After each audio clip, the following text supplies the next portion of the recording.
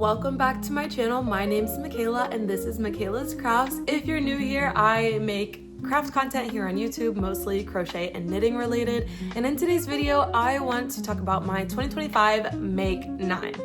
I originally thought I was going to make a categories type video because I couldn't narrow down my Make 9, but last night I buckled down and I made a very set Make 9, and these are things that I think are missing from my wardrobe and also things that I want to improve upon, skills I want to improve upon for 2025. This is going to be my second year of knitting, so there are so many things still for me to learn, and I'm just really excited to get knitting this year, and I'm really excited to tell you all about it. So grab something warm to drink, grab something cozy to knit on, and let's get started. So if you've been on my channel before and you watched my cable knits pattern roundup, then you will know that I have talked about two of the sweaters that I'm about to list that are top on my knitting queue, top in my priority list for knitting in 2025. And the first one is the Brady Loops sweater by Other Loops.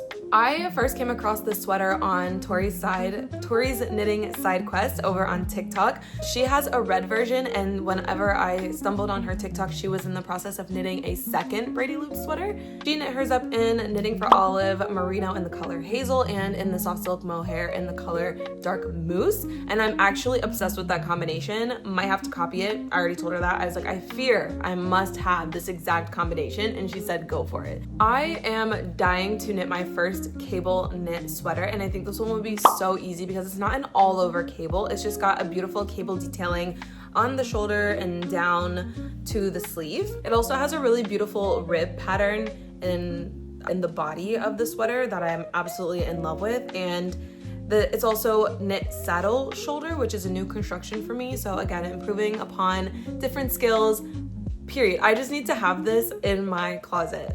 So the next sweater is the Bossy sweater by Mommy Choi. I first stumbled upon this pattern on Instagram, and I fell upon this sample by Sai Knits. So I will post it right here. And first of all, the color. Second of all, I love the pattern. I love that the cables are kind of broken by this kind of like halfway point in the sweater. At first, I didn't know if I loved that detailing on a couple of the samples that I've seen or just projects on Ravelry. I was kind of not sure if I really enjoyed that detail, but what I have come to the conclusion is you have to knit that part exactly in the middle for it to look like a cohesive kind of pattern. So I would just have to be really strategic with my measurements and knowing exactly where my halfway point is, and that way I can have that break in the pattern. So the exact sample that I'm looking at and the exact color that I would knit it in is knit in the Gepard Garn Puno in Forest Green. Yeah, I've never had an original thought in my life. I don't like to experiment with color. We're gonna make that a goal for 2026 is like taking things that I see and making it my own, because right now I just see something, I love the color, and that's what I want to knit it in, and that's what I go for. I don't like to stray away and I don't like to experiment. So I have two cabled sweaters on my list for 2025, but they're just a couple designs that I like. I'm not a huge all over cable person. I like the subtle cable detailing. Usually I'm a little bit more of like a plain Jane kind of girl when it comes to my knits. Just like what I enjoy wearing, but that's what I have to start off my list. And those are also like top priority. These aren't in any order, but those are definitely the ones I'm itching to cast on. The next couple are gonna be cardigans, and the first one that I have is the Paul cardigan by Marika Knit. I originally was inspired to knit this cardigan because I saw a picture on Pinterest of someone's outfit that I really, really loved, and if I find it, I will post it. And I was looking for cardigans on Ravelry that would kind of give me the same essence, and I absolutely wanted to knit it also in a navy blue. So I landed on the Paul cardigan. I bought the pattern. I never made it. I had plans to make it, I don't know, way back when. But now that I know a little bit more about knitting, I am really excited to cast on a cardigan. And I've never really even been a cardigan girly, but I think there is a place in my wardrobe for cardigans and I would wear them. I just have to build on my style. 2025 is all about building on my style and just grabbing pieces and making pieces that are going to be timeless in my wardrobe. So it's also possible that I would knit this in Knitting for Olive, but also I wouldn't be opposed to drops just for the budget-friendly option. I've also heard a lot about knit picks, and I have yet to knit with knit picks, so might also be on the list. The next cardigan that I wanted to knit was the penny cardigan, but this one is not gonna be on my list just because you can only buy it in a kit, and the kits are like $200 by Sandisgarn. What's funny is I would probably purchase the same yarn anyway, like from Sandisgarn, but also, I mean, I think that they know that you can get Sandisgarn in like third parties, and that's why they sell their patterns with kits. All that to say, I saw this sample on Instagram, and it was just a black ribbed cardigan. It had the buttons like from all the way up here, because a lot of the cardigans I had been seeing were like v-neck or like, you know, they met down lower. I loved this one because of how high the neck was, and I loved the sleeves on it. So I started looking for substitutes for this cardigan, and I found the Daydreamer cardigan by Kutavakika. It is a worsted weight yarn compared to, I think the penny cardigan is DK weight, but it still use Sandisgarn Double Sunday and their tin silk mohair, and that is the combination I would most likely be knitting up if I knit up this cardigan. I don't know, I just love the ribbing. I would make it a little bit oversized, and I would try to find kind of same buttons that I saw on the penny cardigan because I just loved the whole thing put together. The way she paired it with a white turtleneck, I just, chef's kiss, loved everything about it. The next cardigan on my list I didn't even know I needed until I was in a yarn shop yesterday and saw Noro Madara and started looking up different projects that it was used with and stumbled on cardigan number 8. Again, I never really wear cardigans, and suddenly I have 3 on my make 9. I don't know what that's about. So yeah, if you can't tell, I'm the type of person who falls in love with a sample and wants to knit the exact same thing, because if it worked for someone, why wouldn't it work for me? So I was thinking to either knit it up in the Nora Madara or in Isair Tweed, the Aran Tweed. They give like very similar color and like the speckled like rainbow-y kind of effect. I don't know, I'm not really good at describing yarn and colors.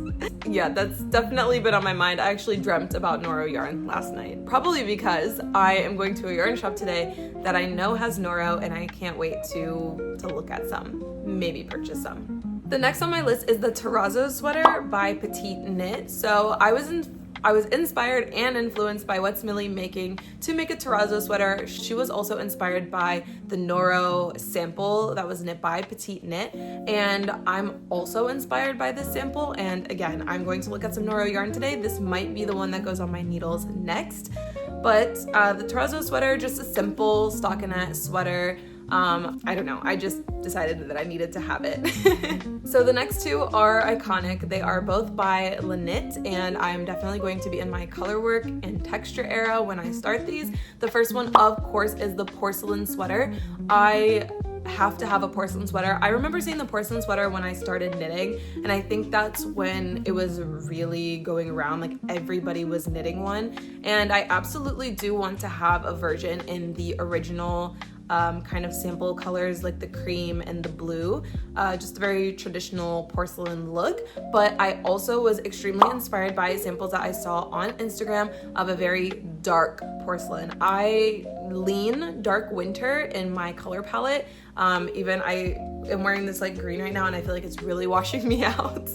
But I would love to knit it in a very, very dark blue or black or green with like I think the black sample has gray as the color work, and then the green sample has cream as the color work. I love it. I would love to have one of each, just like for the contrast in my wardrobe.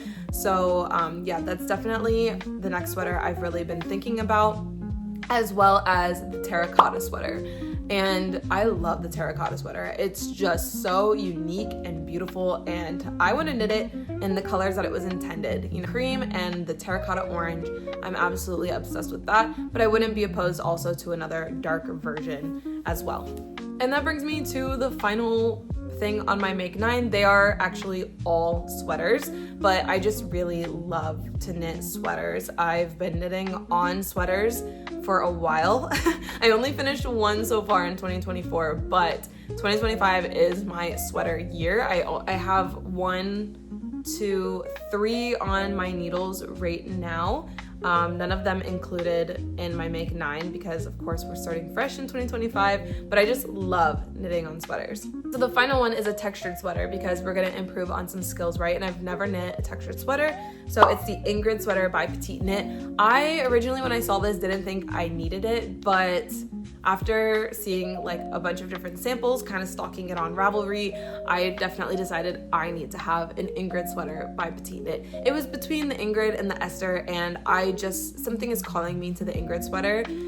It was between also the Ingrid and the Salty Day sweater by Kutavakika. But again, the Ingrid sweater is just calling me. So the Ingrid sweater is what I'm going to do. It just has a beautiful textured detailing, textured motifs all across the sweater, and it's just the next thing that I'm going to need to have in my wardrobe. Also, I don't have any plans for the color I would knit it in, probably a very, very dark gray, or maybe like a grayish or a light brown. I don't know. One of those, something definitely neutral for that sweater. But that is it for this video. It was super short and sweet. I hope you enjoyed hanging out with me while I just chatted about some plans I have for the year, and I hope to see you guys in my next video. My next one should be my last one before we move. If you're wondering why my bookshelf is empty, it's because we are packing and getting ready to move next weekend. So my video that I film next week for next Saturday will be the last one that you see in this apartment, in this space. We will say goodbye and we will start something fresh in 2025. So see you guys next time.